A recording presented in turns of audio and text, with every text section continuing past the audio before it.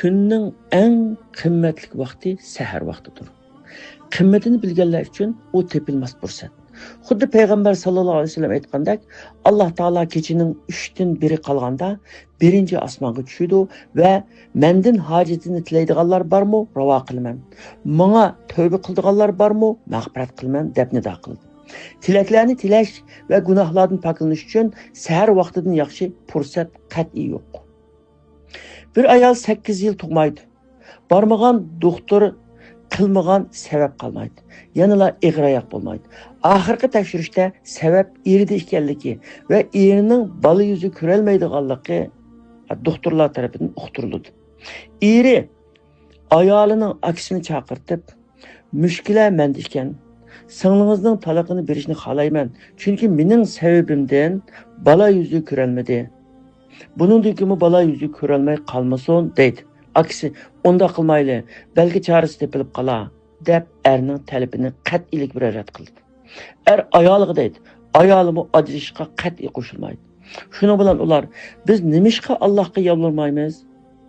Alloh hammaga qodirgo deydi. Shunda qilib er ayol har sahar Alloh taolaga duo qiladi.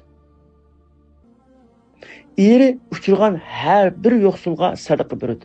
Hatto ish o'rnida o'zi nima yesa ishchilarga shuni yegizadi.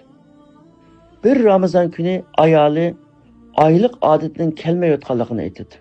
Eri hayajonlanib, homillik tekshirishini qilib beqishni o'tirib qo'ydi.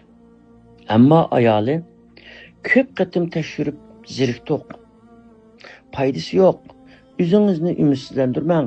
Homila chiqmay qolsam bearom bo'lib ketasiz.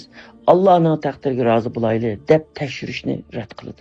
Ammo eri oxirgi qatim bir qatim bo'lsa-mu tekshirib ko'rishni o'tinadi. O'zi beshida turib tekshiraydi.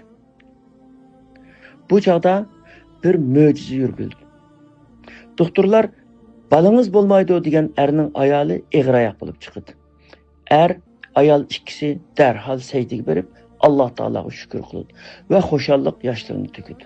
Allah Teala hammaga qodir. Sebeplerini yaratgan ve kanuniyetlerini bekitken zat Allah Teala halisa şu sebeplerini ve kanuniyetlerini bekar kıldı. Xuddi İbrahim Aleyhisselam'ni o'tda ko'ydirmagandek, İsa Aleyhisselam'ni atsız yaratgandek ve Hazreti Meryem'ge sebepsiz rızık bergandek.